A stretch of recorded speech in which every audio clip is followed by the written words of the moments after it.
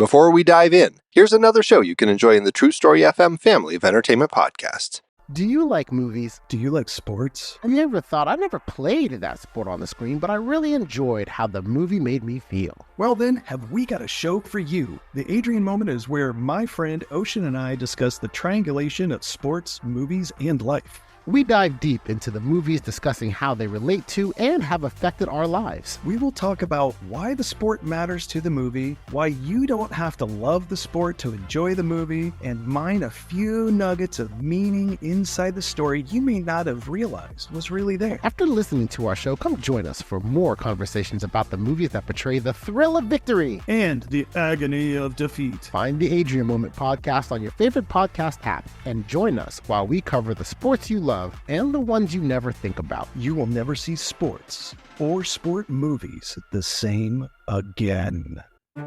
Hey, psst. Hey, you see that Snickers over there?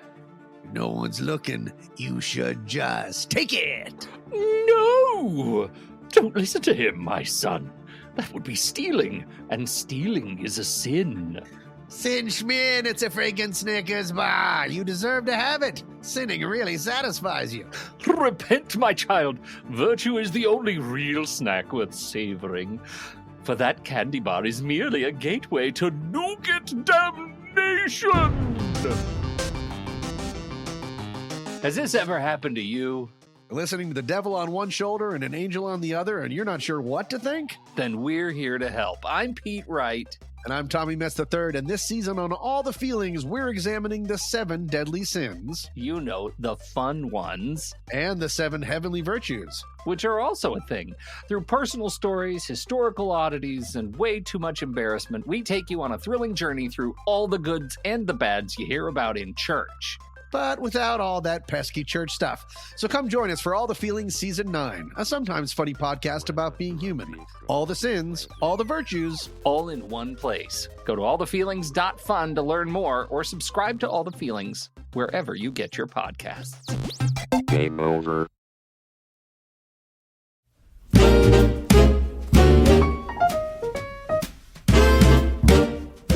I'm Pete Wright. And I'm Andy Nelson. Welcome to the next reel. When the movie ends, our conversation begins. Mank is over. Don't worry, folks. The white wine came up with the fish. Mank, it's Orson Welles. Of course it is. I think it's time we talk. What is it the writer says? Tell the story you know. Hello, everyone. Make yourself to home, Mr. Mankiewicz, or shall I call you Herman? Please, call me Mank. Mank. Mank. Mank. Mank. Mank. This is Herman Mankiewicz, but we're to call him Mank. Mankiewicz. Herman Mankiewicz. New York playwright and drama critic. Turned humble screenwriter, Mr. Hearst. This is a business where the buyer gets nothing for his money but a memory. What he bought still belongs to the man who sold it. That's the real magic of the movies. Thunder, lightning, blood, fire, religion. Help! Someone save me! All in one film. That's director proof. That's why I always want Mank around. I hear you're hunting dangerous game. God bless William Randolph Hearst. Ready and willing to hunt the great white whale? Just call me Ahab. Do come in. At this rate, you will never finish. You said 90 days. Well, said 60. I'm doing the best I can. I've put up with your suicidal drinking, your compulsive gambling, your silly platonic affairs. You owe me, Herman. Who do you think you are? You're nothing but a court jester. What I want to know is what you think of it. It's a bit of a jumble, a collection of fragments that leap around in time like Mexican jumping beans. Welcome to my mind, old sock. Him, I get. But what did Marion ever do to deserve this? It's not her. Not all characters are headliners. Some are secondary. You pick a fight with Willie, you are finished. Mayor can't save you. Nobody can. Especially the boy genius from New York. I removed any distraction, eliminated every excuse. Your family, your cronies, liquor. I gave you a second chance. You cannot capture a man's entire life in 2 hours. All you can hope is to leave the impression of one. Why Hearst? Outside his own blonde Betty Boop, you're always his favorite dinner partner. Are you familiar with the parable of the organ grinder's monkey?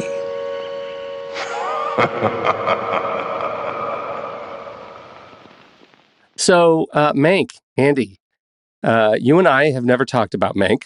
No, we didn't. Mank was done on the film board in 2020. When it came out, JJ hosted a conversation with Steve and Tommy. They talked through Mank. That's the only time that we've done, that we've had Mank so far. And you and I did the David Fincher series 8 decades ago. Oof. And so it's time to plug this hole. We are little Dutch boying our old series by jamming this movie into that leak. Yes. We've got one more. So I've got my finger, or you've got your finger in this one. So yeah, I'm going to have to use my finger. We got one more to do. And hope he just stops making movies. Oh, come on. Let's never hope that upon David Fincher. Not David Fincher, for sure. Not David Fincher, no. All right. So where do you want to start with Mank? I don't actually know what you think about this movie. I do enjoy this film. It's not necessarily a favorite of mine of what Fincher has done.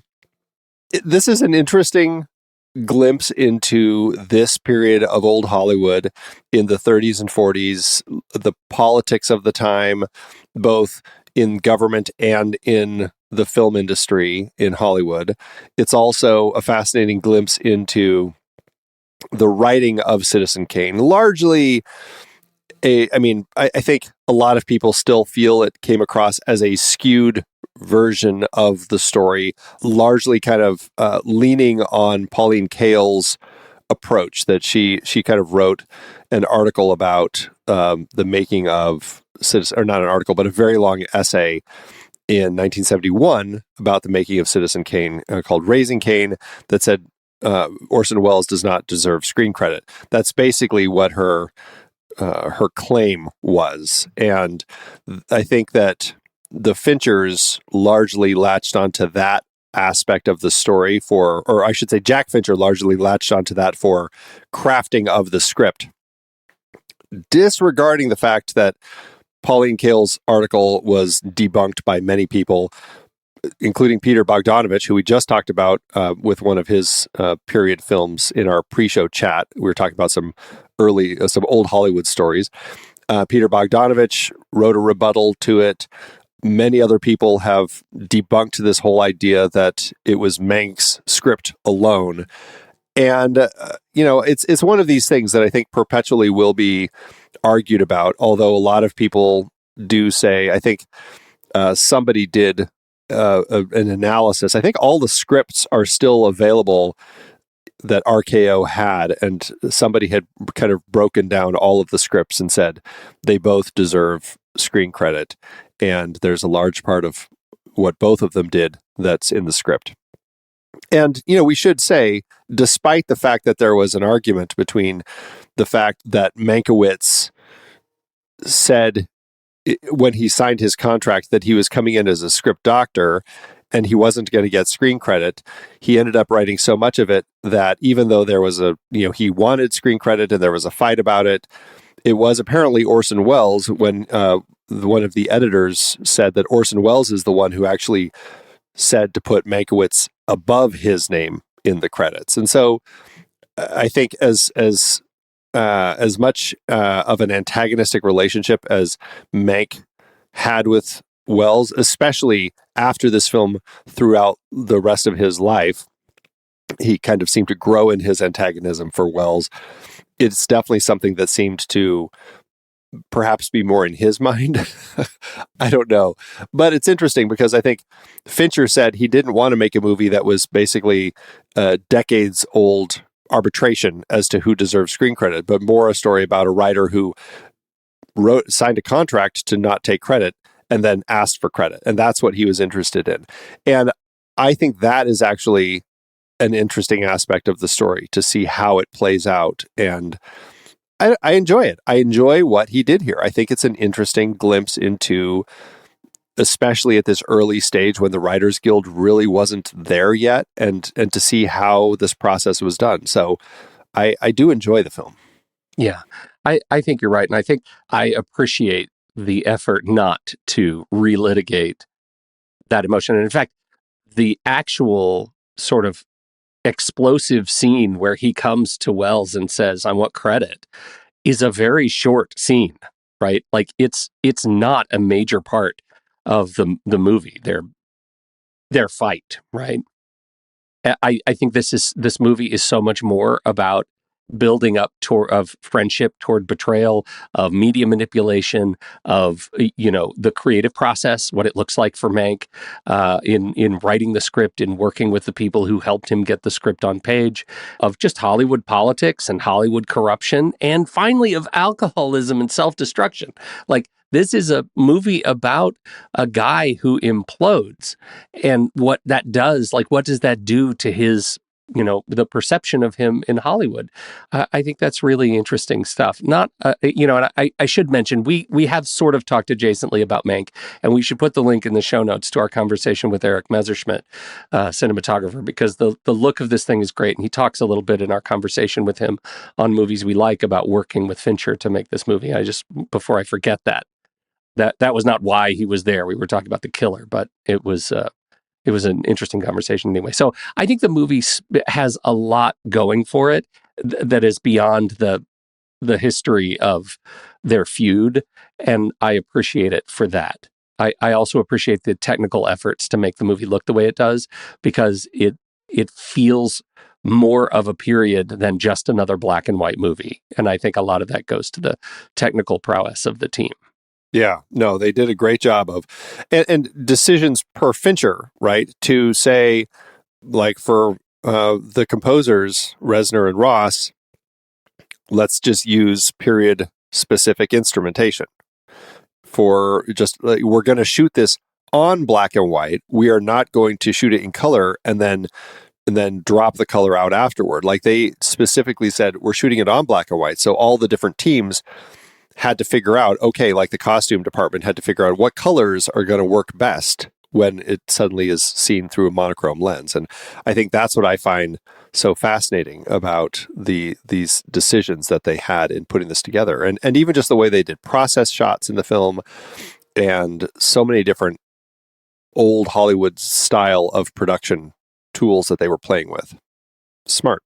At the time, I can't remember if you went to this virtual session with me, but at the time, right after, the thing was all Adobe pipeline, and they shot the film on red cameras with the custom monochrome sensor, which is super counterintuitive, right? I mean, to your point, like, why not just capture all the data you can and desaturate it? Well, this is the art in the service, technology in the service of the art, so they wanted to hit this period look. And so I went to this virtual, it was a cinematographer's working group meetup with the team at Adobe that developed the custom pipeline to be able to do the edit and After Effects work to make the movie look the way it does. And it's just fascinating. I wonder if it's been saved online all these years later, because it was really an incredible lift to be able to shoot like, you think, just make a movie in black and white. They had to do an awful lot of work to make a movie in black and white like this. Deceiving amount of work. Well, and that's interesting, because when Fincher initially wanted to film this, it was right after Panic Room, and they already had Kevin Spacey on board as Mank and Jodie Foster on board as I guess Marion Davies. No, sorry, not after Panic Room. It was after The Game. So this was in the 90s that he wanted to do this. And this was before all of the digital camera technology had really come to pass. And the reason the project didn't happen is because he wanted to shoot it in black and white. And they said no. That would have been the era where they were shooting with film. And so you can imagine, I mean, even at the time, obviously they'd still have to figure out, okay, what colors work best in black and white. Like, there still is going to be all the same conversations, but the technology, it's like, there's a difference with the film technology as far as like what people already knew. They'd already had plenty of experience with the film side of things. And so it's kind of a different technology that they ended up having to really think about. So it did require a lot of thinking when it came to shooting it in digital black and white. Apparently, Oldman wanted to wear prosthetics to make himself look like Mank. And it was Fincher who talked him out of it.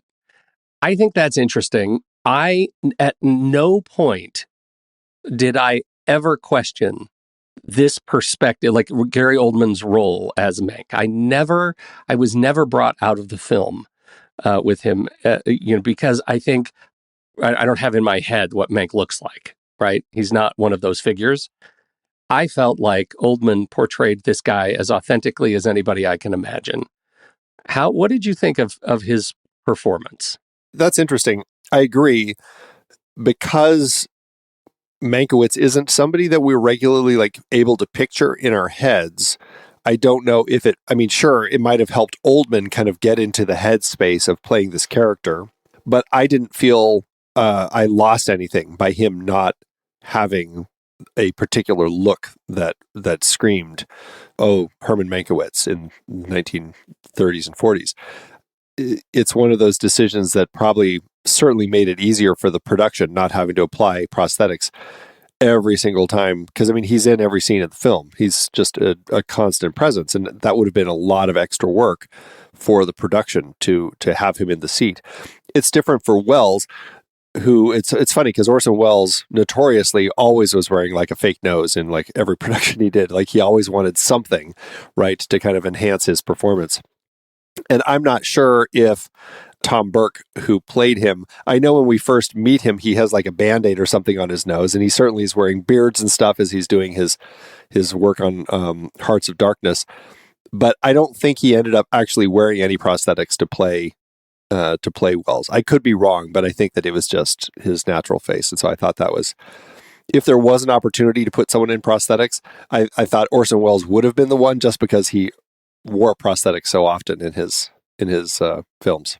It's funny, speaking of Oldman, like he'd done a number of movies that were released between Mank and Darkest Hour, which came out in 2017. But I could kind of feel like going into production on Mank after Darkest Hour, he played Winston Churchill in heavy prosthetics, that he just became kind of a slut for prosthetics. Like, just glue me up, coach. Just glue me up. I want to just make me look any way you want. Yeah, that's kind of what's in my head for Oldman. I think that's funny. I haven't seen the movies that are in between these two. Like, he did a bunch. Some of them for the paycheck, quite clearly. Yeah, all of them for the paycheck. Who knows? Well, I think that it's one of those things where, again, you're playing a real person, and sometimes it could be something like that helps you get into a role. So who knows? But I thought he was fine without it. I thought he delivered a great performance. He feels of the era. He feels like an alcoholic, and he feels like a sharp writer who's always got something clever to say and ready to kind of spew it out. Like I bought all of that with Oldman's performance. I think this movie really celebrates that thing about movies of this era where everyone is witty, right? Everyone has something that they can say. Everybody has a comeback. And the standouts are those who don't have a comeback, right? Those are the doofuses. Those are the dunces who can't keep up with society. Mank is a prime among peers for sure, but his dinner sequence, his dinner monologue is epic. But he's constantly going, tete-a-tete with other people in a sort of dance of words. And I think this movie really celebrates that. I think it does it very, very well. I think that's one of the bits of cultural fabric that make this movie feel like it was made, to me, of the era.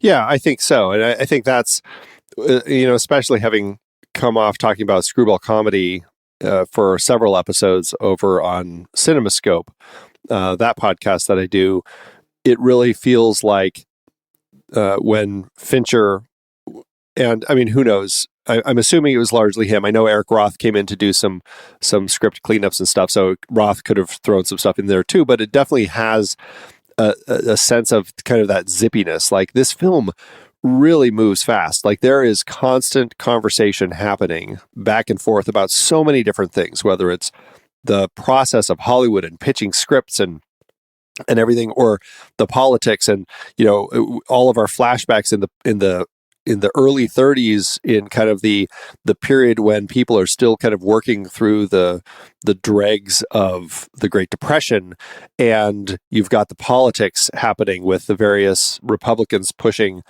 I can't remember the guy who they're pushing.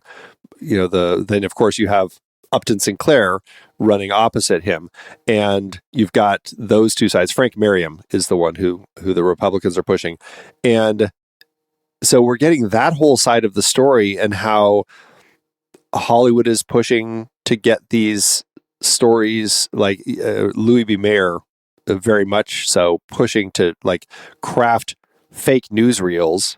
And it felt like they knew they were writing a story about Mankiewicz, and so they wanted the dialogue to always feel like sharp 30s and 40s Hollywood dialogue. And it really crackles and zips, and it's just a lot of fun to see how it comes together. You bring up some important points, right? That the movie, if there's a thing that troubles me about the movie, it's the same thing that troubles me about the Steve Jobs film, right? Which was based on the book Steve Jobs. As someone who knows, I would say maybe more than the average person about Steve Jobs in his life, I was very troubled by that film. I was troubled in the same way by the Mark Zuckerberg film, by The Social Network, because these movies play fast and loose with some things that we know were not true about the source's life. We know they did not do certain things. We don't know so much about how Mank's politics in this era influenced events. And yet they're presented here as fact. You could come away from this believing that Mank is a real hero of the people and had his finger on the sort of ethical pulse. We don't know any of that is true. How do you feel about that? Because I feel like it's when I was younger, I had a lot of fight in me, especially about the Zuckerberg movie. I'm less so driven to angst about that now. I'm curious your take on these kinds of holes in a movie like this. It's always tricky because we're watching a movie. They're designing a script to tell a story, and they want it to be something that ends up feeling cinematic, and at least told in a cinematic way. Especially these days, it's very important for Hollywood screenwriters to fit their scripts into the strict structure that Hollywood is so has grown so accustomed to. But that being said, when it's based on a true story, they sometimes are playing a little fast and loose with the realities of these people. And, we're talking about Fincher and Social Network, which you just brought up, which definitely is one that has some criticisms for those very reasons. It's one of those things that I think is always tricky because, and this film, it's interesting because we actually are seeing that play out in this film. We have this buddy of Mank's, Shelley Metcalf, who is, I think, a camera assistant and is allowed to direct and takes this opportunity to direct their propaganda films, but designed to look like newsreels of fake hobos getting off trains and people. It's always the good-looking, concerned white people who are talking about why they support Frank Merriam, and then you see a foreigner who sounds like kind of a Russian accent, who's talking about why he thinks Upton Sinclair is better. You have an African American who's talking about Upton Sinclair. So they're very much designing these to sell to people in a way that pushes them toward fear, where they're going to vote for Frank Merriam, and of course Merriam ends up winning. Yes, there were these that were put together by Mayer and MGM at the time. Shelley Metcalf is a fictionalized character. Totally fictional character, right? And that's kind of a big part of, at least per the story, Mank's growth, I guess you could say, his character arc of seeing what's happening and how these Hollywood moguls are essentially playing as the puppeteers guiding these politicians and getting what they want because they have the money to do so, ousting Upton Sinclair, and that kind of leads him to doing what he ends up doing with the writing of the script for Citizen Kane. But yeah, a lot of it is unsubstantiated. Like, we don't have proof that he supported Upton Sinclair. We don't have proof that he didn't, but we just don't know either way. And it's always tricky because as a film goer, when I watch this film and it's about old Hollywood, my assumption is kind of like they're basing it on a true story. It's not until I do some research for like a podcast like this where I'm like, oh, okay, so they were fictionalizing a lot of these different elements.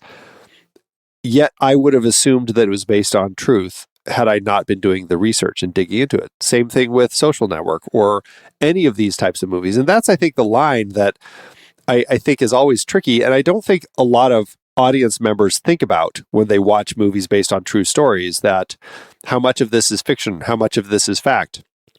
They just kind of take it as the fact that I watched a movie about it, therefore that must be true.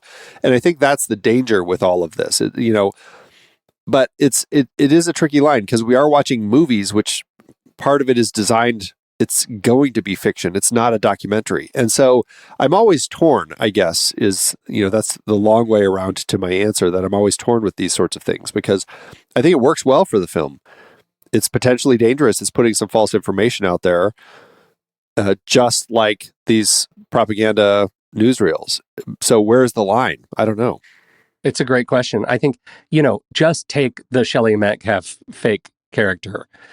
The guy who actually directed those newsreels was Felix Feist Jr. Felix Feist Jr. was a conservative and continued his career without any regrets at all for creating those things, reportedly. That is a fact that hurts the movie in this regard, and it doesn't allow Mank's involvement to be heroic. And I think it makes the movie much more of a fictional telling. It is historical fiction. It's possibly, is it as intentionally fictionalized as Inglourious Bastards? I mean, there were Nazis, there was Hitler, there were some things that happened differently than in reality. It's not portrayed that way, right? It's not so obvious. It doesn't wear its fictionalizations so heavily on its sleeve.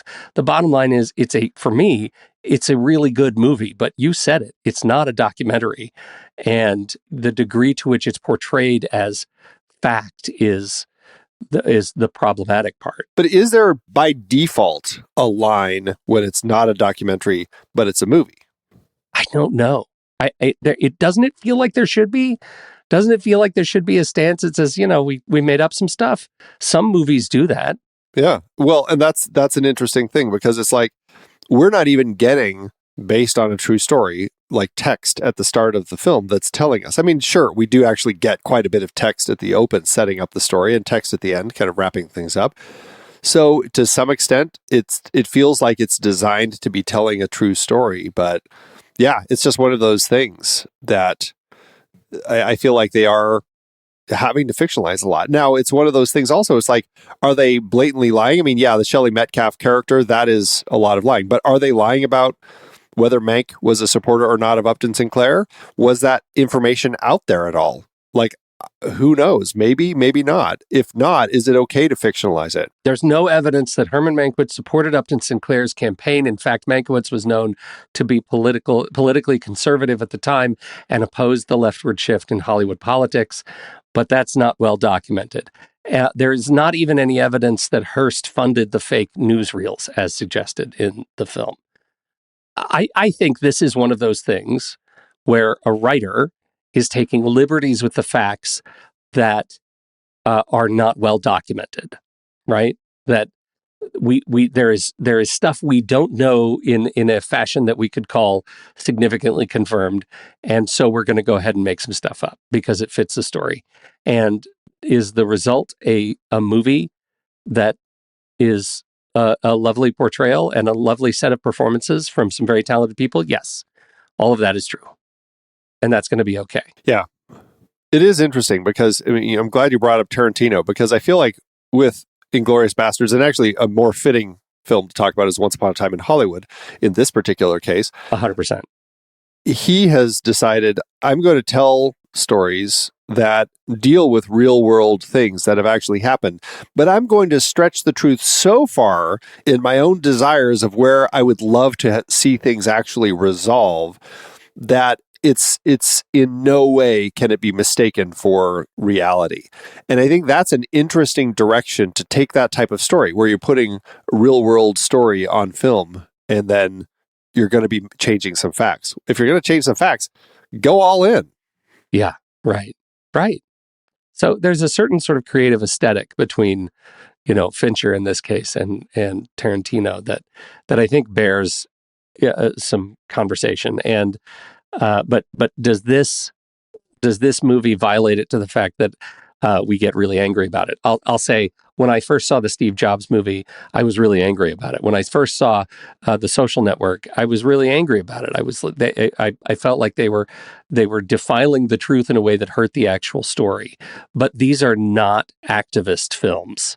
These are not films that are trying to make you change your mind about something. They're just telling a story with their own perspective. And so that's how I come to Mank. Well, and I think that is fair because, you could argue, there is a line in this film where it does feel like Fincher is using this as an opportunity to discuss what was going on in modern politics, right? And how yes, there are people in power who have a lot of money, not necessarily just politicians, but lobbyists or other people who want to see things going certain ways, who are completely content at fictionalizing news stories or making, let's just put it out there, fake news, as is so often decried, as a way to sway people's opinions, and using, in modern day, using social media to kind of convince people that certain things are happening. And we've definitely been seeing that, a huge rise in that over the last decade.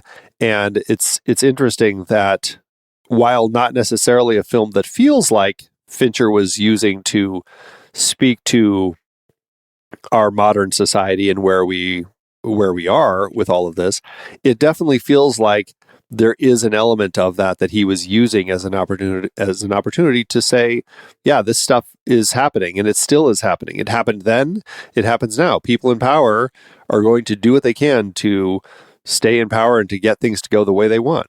Yeah.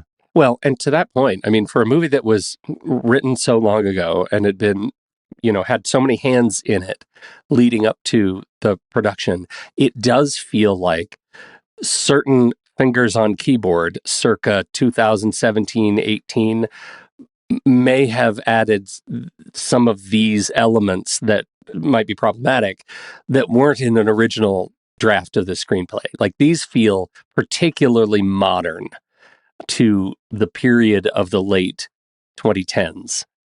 To your point, commentary about what was going on in the U.S. political landscape, and that's a fair take for a creator to make. Absolutely fair take to do it. To do it in the voice of characters that might not have authentically done so themselves is the big question. Yeah, I guess another element to that is, like, how much did modern audiences care about any fictionalization when it comes to Herman J. Mankiewicz and team, right? Like, a lot of people are like, I'm not going to worry too much about, if Shelley was a made up character, if Mank really had these opinions, because to a certain extent, it's not even the story. The story really boils down to his journey to crafting this script, and because of his opinions that he had about William Randolph Hearst, how he used and abused the system, how he lorded over everyone he knew, whether it was Marion Davies, his much younger wife, or the press at the time, or the studios or whatever. And that's really the story we're looking at, is Mank and his relationship and his growing concern about the way that Hearst was running things. Yeah. I don't know. I wonder if Josh or Ben Mankiewicz, I wonder if Ben Mankiewicz has ever, jumped into this fray. I haven't read anything that he did. But as somebody who is, a host on Turner Classic Movies, a guy who has leveraged his name in as far as anybody for being an expert in classic film, I wonder where he stands. Yeah, this is definitely one of those Hollywood families, right? There's been quite a number of Mankiewiczes involved as writers, as journalists. You brought up Ben as the host of Turner Classic Movies. I think largely it's been writers that they've all been mainly doing, but it's a big family of people that have been talked, or that have been circling around Hollywood for a very long time. Yeah, for sure. Nepo family. Yeah. We haven't really talked about his relationship with Marion Davies, and it is an interesting relationship that we see Marion as over the course of the film. And I like the portrayal. Amanda Seyfried plays Marion Davies here. It's interesting to kind of see that relationship grow over the decade that we're a decade-ish that we're watching the story, as they first kind of bump into each other on set of a movie that Hearst is making with her as the star, tied to the stake, getting ready to be burned. And then just kind of we follow over a number of different conversations. I don't know, it seems like the most prominent one is the one where they're walking around the grounds at night and passing all the monkey cages and the giraffes and the elephants and everything. And the script is very cheeky in how it's, tying into each of the animals as they go through each of those. It's fun, but I like that relationship, and it's an interesting one to see develop. And it's particularly interesting because over the conversations he has person after person about the script and how people are like shocked that he's writing this takedown of Hearst, they're also shocked that he's writing a takedown of Marion, who he likes so much and has a great fondness for. But he consistently keeps saying it was not her. It's just somebody that feels like her, but it's not. It wasn't meant to pattern after her. I mean, it's an interesting way to kind of portray all that. How does that strike you? I think he's talking right out of his cheek. I think that, to me, just has always felt like Mank feeling split between incented at Hearst, at a relationship gone south, and wanting to tell this story, about greed and power, and also feeling guilty that he in some ways has to include this person that he likes but needs to rationalize it somehow. And he's doing that by saying it's not, that's not really her, but it's really her. Everybody knows it's really her. There is no question that it's really her. This is an in-club script. Everybody knows it, and he has to figure out how to make it whole in his head. And this is what that looks like. And I think that portrayal of guilt and drive is what makes Mank such an interesting and compelling character. Yeah. What do you think of Seyfried in the role? She's great. I think she's great.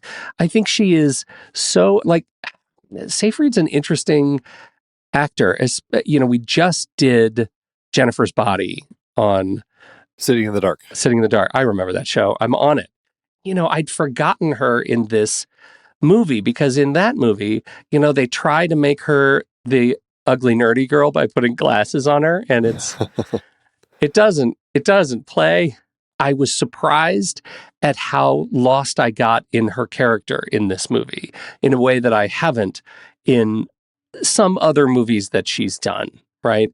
I think Les Mis, I don't think I got fully lost in anybody. Everybody felt like they were portraying something, even as she played a central role in that movie.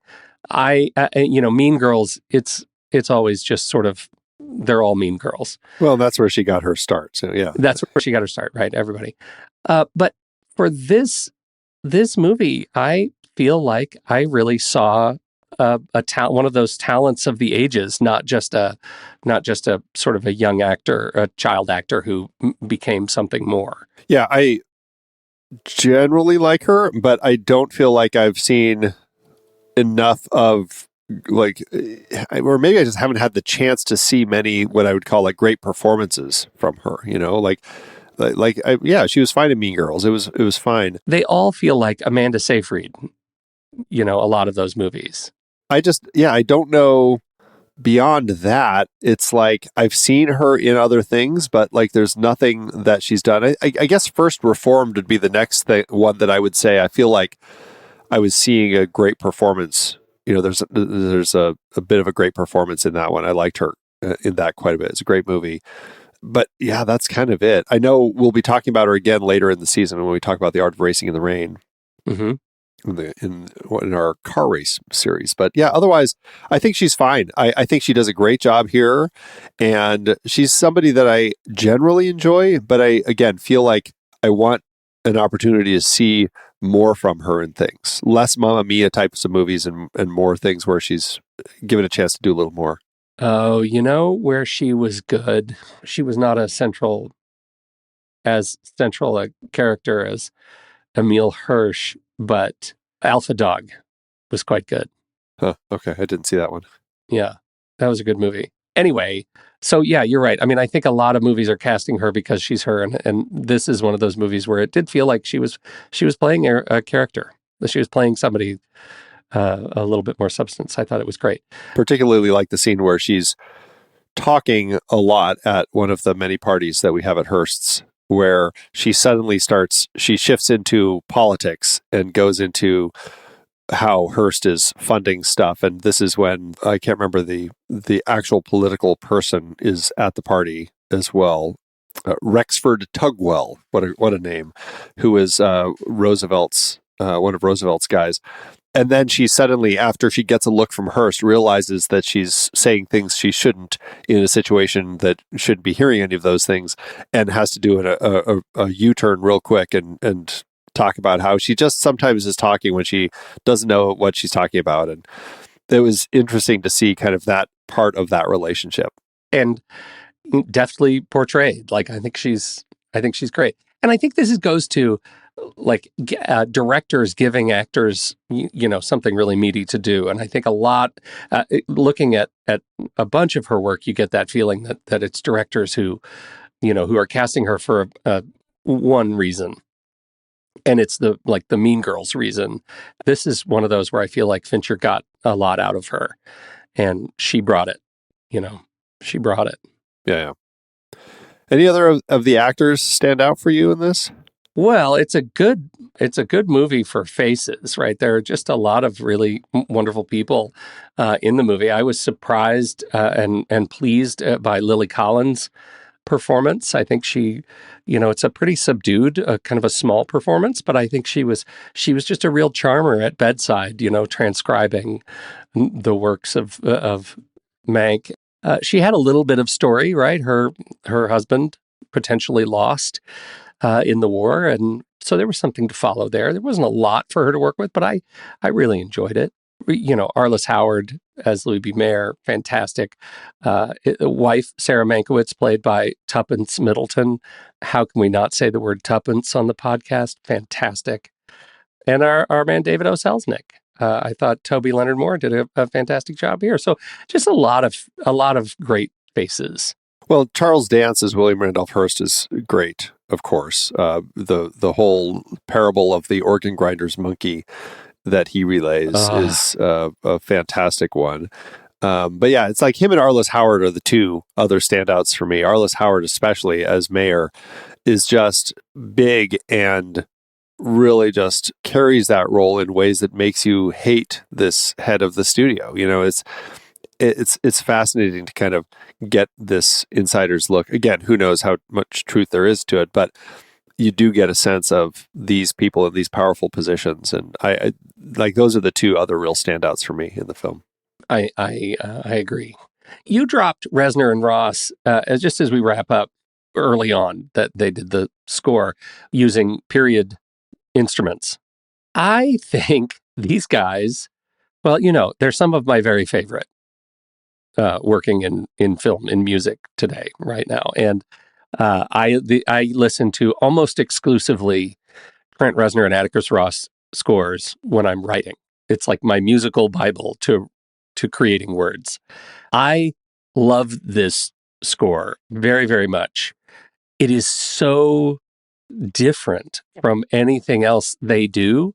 It shows that I think they are capable of so much more musicality than I would normally give them credit for. When you look at something else like The Social Network, kind of one of their pinnacle pieces.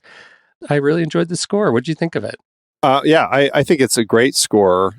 Again, it sounds so different from their music because of the fact that it's done specifically designed to feel like a score from the 40s, like with period authentic instrumentation. So I really like it. It does have a nice feel that, while I don't know if it's something that I've never tried this, but it would be interesting to put it on next to other films from the period and see how it plays. Like, does it actually feel like it could have been written in the 40s? I don't know, but I do think it's a good score of theirs. I do think it's interesting that they shot this film. I think they finished shooting February 2020, right before COVID struck. And so all of the post-production pretty much was done during COVID. And one of the big things that had to get done during COVID was the orchestration of their score. And because this was right at the peak of COVID and everyone was trying to figure stuff out and everyone was at home, every person who was in the orchestra had to record their sections at home and then send it in for them to mix. And I think that's an exorbitant amount of extra work that they likely had to do, which it's crazy, God, it's incredible. Yeah. Incredible. A lot of work. It is funny, if you go on and listen to what they did for Empire of Light, it has some similar tones to it. It feels like, we're actually getting to hear lessons learned from Mank and applied just a few years later to another score that is just a lovely celebration of cinema. Whatever you thought of the movie, the score is quite lovely. Short, very short. Yeah. Last little thing. This is an interesting movie to have a wide variety of people playing other famous people from Hollywood.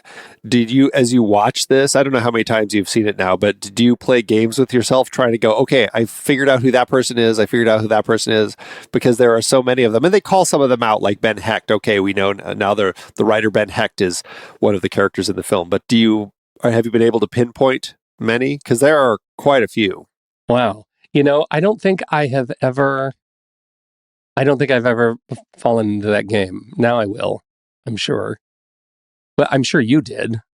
I try, but I always fail because I early on we're getting a scene in the writer's room when his buddy Charles Lederer comes to town, drawn in by Mank and his letter to come help in town. And so aside from the people we've mentioned, like Herman and Joseph Mankiewicz, Louis B. Mayer, William Randolph Hearst, Irving Thalberg, David O. Selznick, but Charles Lederer, Orson Welles, John Houseman is in here, Upton Sinclair, Bill Nye, the science guy, of course, is playing Upton Sinclair, Ben Hecht, Charlie Chaplin. I don't think I've ever caught Charlie Chaplin in the film, and I'm like, when does Charlie Chaplin appear? I still don't know when he shows up, but he's in there somewhere. Marion Davies, of course, but then Dolores Del Rio, George S. Kaufman, Lionel Barrymore. He's the one who stands up at the when Mayer comes out to the whole crew to ask them to take the pay cut, and he's like, "I'm with you," and someone else is like, "Well, yeah, Barrymore, but you get." So they call him out by name. Yeah. Greta Garbo, Joseph von Sternberg, of course, we see in the writers' room. Norma Shearer, Eleanor Boardman, Joan Crawford, Geraldine Fitzgerald, Billy Dove, Rexford Tugwell, I mentioned, Betty Davis, Clark Gable, Charles MacArthur, Daryl F. Zanuck, S.J. Perlman, Carol Lombard, and Eddie Cantor. Wow. I'm like, are a lot of those in that scene when it's like who had contracts at MGM, like at the speech, or like I'm assuming it was either there or at a dinner party at Hearst's Castle. Like those are the two places that I assume they are. It's got to be like faces like Charlie Chaplin. It's got to be in that scene. It's got to be in the speech. Although I know we talked about in our pre-show chat about Peter Bogdanovich's The Cat's Meow. We know that Chaplin had kind of a relationship with Hearst and likely could have been at one of those parties. Although, yeah, so who really knows? Chaplin was just there. He's like in the corner of Mank's bedroom all the time, and we've just never seen it. Have you ever been to San Simeon, to like Hearst Castle? Yes, I'll say yes as a child, and I don't remember it. You? I went there. It was one of the stops on my honeymoon, and it is a trip. It is a massive, massive place that, like, we did one of the tours, and it's like a, I don't know, hour and a half, 2-hour tour, something like that. And they have like 4 different tours or something, and everyone is totally different part of the house. So you could go on all of the tours and you're still, seeing something new every time. It's crazy how big the place is and how much stuff there is. And of course, it is very silent on any mention of anything having to do with Citizen Kane and that whole thing. So, but it's a beautiful place. If you get the chance, it's definitely worth taking a tour, or 2 or 3 or however many. Well, it's one of those things, like, we were always down there when we lived there, and I used to take Kira on road trips down the coast, and you could see it like on the hill, and as you drive through San Luis Obispo. But as an adult, I never went. Yeah, that's a bummer. They don't still have the giraffes, right? they had nothing animal wise. I think they had sold them all to zoos or something. Crazy. Yeah, it's crazy. All right. Well, I think that's it. So we'll be right back. But first, our credits.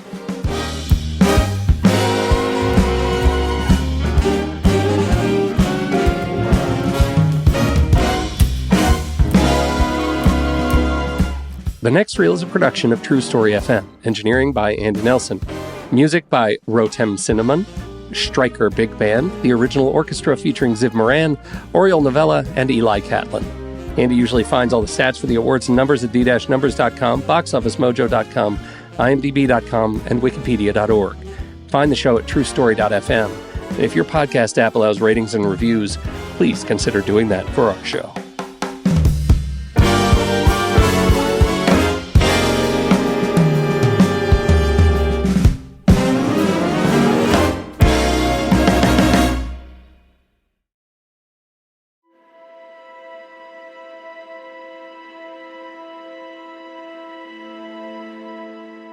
It was a night like any other. Rain on the pavement, neon flickering in the puddles, and me, sitting in my office, nursing a lukewarm cup of coffee and a bad decision. That's when she walked in. A dame with style, confidence, and, get this, a t-shirt featuring the full filmography of Akira Kurosawa?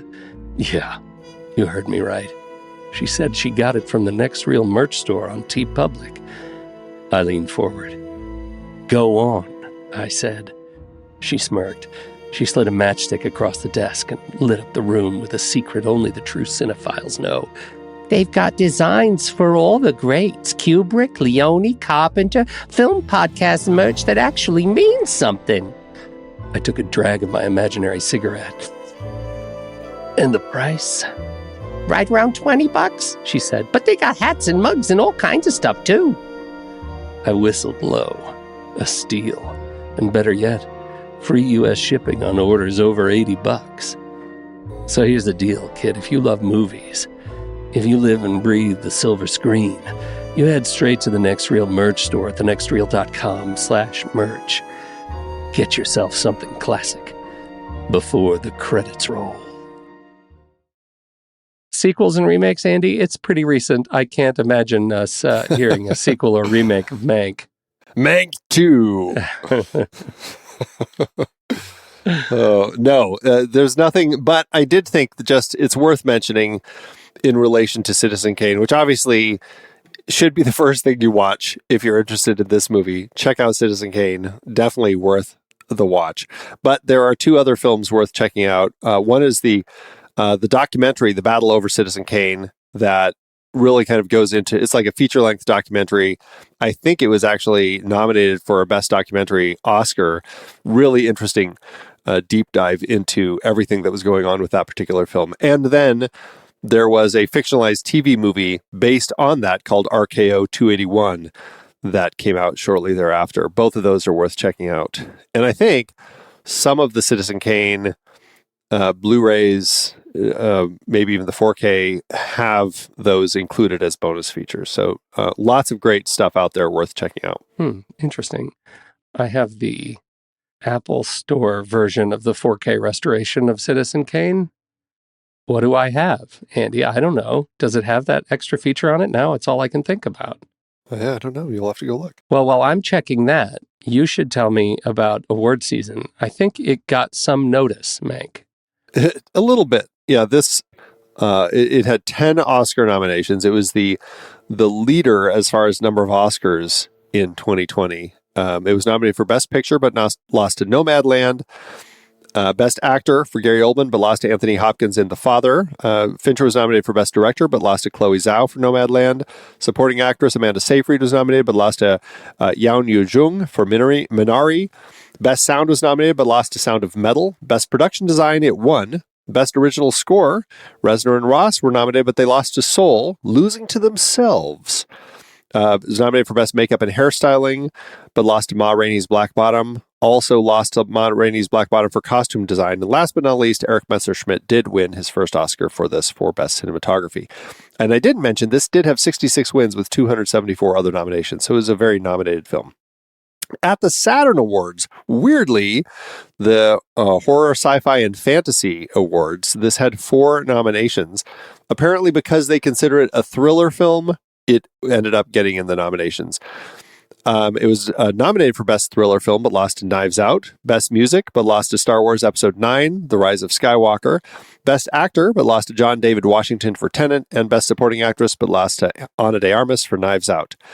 At the AARP Movies for Grown-Ups Awards, always fun to bring those into the mix. Best Actor was nominated, but lost to Anthony Hopkins for The Father. And it won for Best Time Capsule Film, which I thought was kind of fun. I did think this was, just as far as statistics go, interesting. Jack Fincher, all told, was nominated 22 times posthumously. Again, he died in 2003, but he only won once at the VHS Awards. David Fincher was nominated for 19 times for Best Director. He won none of them. Eric Messerschmidt was nominated 42 times, won 10 for Best Cinematography. And Gary Oldman was nominated 24 times for Best Actor, did not win once. Wow.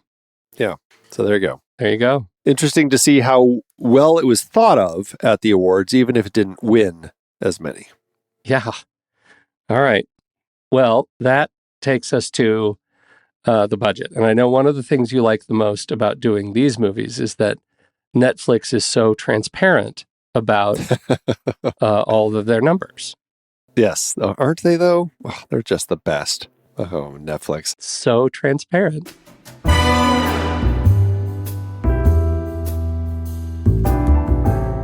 Yeah, well, I did get some budget info, as you're alluding to. I have very little information about the box office because it was limited. And the other thing is COVID, right? We have Netflix and we have COVID. Fincher had $25 million for this, or $30.5 million in today's dollars. The movie opened limited November 13th, 2020, in that window of COVID where lots of people just weren't going to theaters yet. Anyway, and then it landed on Netflix just a few weeks later and only ended up in theaters again briefly after its Oscar nominations. There was a report that when it was released on Netflix that it did make it into the top 10 for its first day that it appeared there.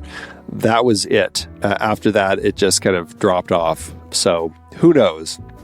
Anyway, I have no idea how much it earned domestically, but they did post it earned $122,572 internationally, or $149,538 today. So with these numbers, it looks like an adjusted loss per finished minute of $231.6 thousand, which is pretty low. But again, that's not how Netflix counts money. So we're just going to assume it was a profitable film. Yeah. Somehow. Right. Who really knows? Netflix doesn't count money, Andy. They burn it. I think that has been proven in court. Okay, well, I don't care what Netflix did with money. I love it. I really had a good time with this movie. You know, I like the aesthetic of it. I like the cigarette burns. I like the choices they made to try to make the movie look and feel and sound like it was of the era. And to me, it plays. It works. Yeah, I think it's a really interesting film. Again, it's not a film that I love of Fincher's, but it's, as strong as anything that he's doing, because I think he's just such a strong director in how he crafts his stories. So I really enjoy this world also, just kind of the old Hollywood world. So it's an easy one for me to just sit down and dig into and just really enjoy. So it's a good film.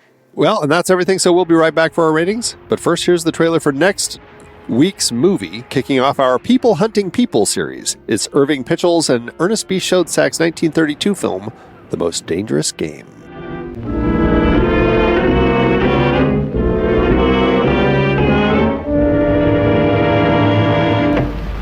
Anybody around? Our yacht just sunk with all hands. Welcome to my poor fortress.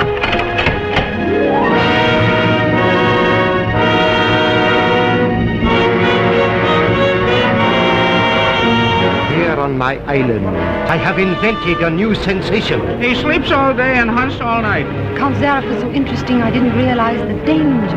But what do you hunt here? I hunt the most dangerous game. The most dangerous game? You killed my brother! Why, you raving maniac! So that's your most dangerous game.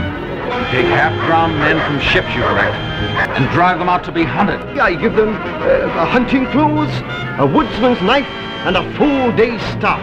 Say you will hunt with me. Hunt men? What do you think I am?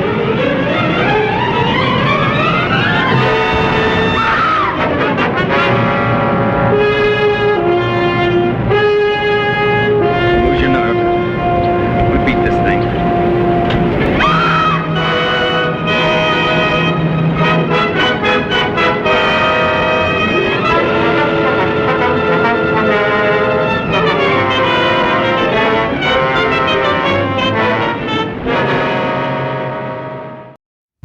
All right, here's the pitch. Fade in on a guy, a film lover, a real cinephile, see? He's the kind of fella who lives and breathes movies, who can't get enough of the flickers of the silver screen. But lately, he's been feeling a little lost, like he's wandering through a fog, searching for something to hold on to. He's tried everything, see? Late-night movie marathons, film festivals, even those fancy art house theaters with the tiny seats and the overpriced popcorn. But nothing seems to scratch that itch, that hunger for something more. And then, one day, he stumbles upon a podcast. They call it the Next Reel Film Podcast. And from the moment he hits play, he's hooked. The hosts, they've got this way of talking about movies that makes him feel like he's right there in the room with them, trading quips and insights like old pals. But our hero, he's not content to just listen, see? He wants to be a part of the action, to dive deeper into the films that make his heart race and his mind whir. And that's where the membership comes in. For just 5 clams a month or 55 smackers for the whole year, our hero can join the ranks of the Next Reel's most devoted fans. He'll get early access to ad-free episodes, monthly bonus content, and a VIP pass to the entire Next Reel family of film podcasts. But more than that, he'll be part of a community. The band of film lovers who will share his passion, his obsession. He'll swap stories with them, argue about the merits of the latest blockbuster, and geek out over the obscure gems that nobody else has even heard of. It's like a dream come true for our hero, see? A chance to finally find his people, to be part of something bigger than himself. And all he has to do is head over to truestory.fm/join and take the plunge. As he types it in, his fingers shaking with excitement, we fade out on our hero, a grin spreading across his face. He knows he's found something special, something that'll keep the flickers burning bright in his heart for years to come. And that's The Pitch, kid, a story about a man, a podcast, and the magic that happens when they come together. It's the kind of tale that'll make you laugh, make you cry, and make you want to run out and join the club yourself. So what do you say? You ready to sign up to become part of something bigger than yourself? All you got to do is head over to truestory.fm/join and take the leap. Trust me, kid, it's a decision you won't regret. Letterboxd, Andy. You remember Letterboxd. Letterboxd.com/thenextreel. That's where our reviews live. Everybody should go there too, because it's great. What are you going to do for your stars and hearts? This is one of my lower ranked David Fincher films. I give it 3.5. I really do enjoy it. I think there's a lot to it. It's not one that I would put on as regularly as some of the other ones, but when I do sit down to watch it, I do find myself drawn in. So 3.5 and a heart. I do find it to be fair to be sitting at that point. Well, I'm a little bit higher than you at 4 stars and a heart. And it really comes to that because I started looking at my entire ranking and I couldn't justify putting it in a place that would put it in the category of my very favorite Fincher films. It's not quite there. I love it. I love my time with it. And it's no Seven. No, it isn't. Yeah. Right. It's no Fight Club. And in some respects, it's because it's doing something that is sort of pedestrian when you compare it to the stories of those other movies. And it's not twisty. It's lovely.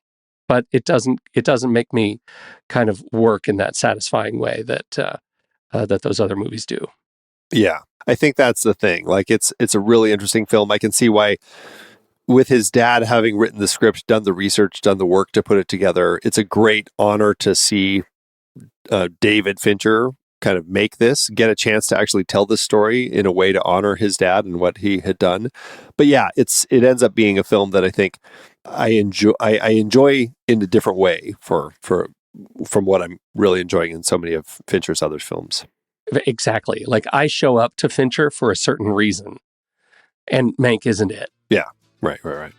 Well, that'll average out to 3.75 and a heart when we add it together, which will round up to 4 over on our account on Letterboxd, which you can find us there at The Next Reel. You can find me there at Soda Creek Film. You can find Pete there at Pete Wright. So what did you think about Mank? We would love to hear your thoughts. Hop into the Show Talk channel over in our Discord community, where we will be talking about the movie this week. When the movie ends, our conversation begins.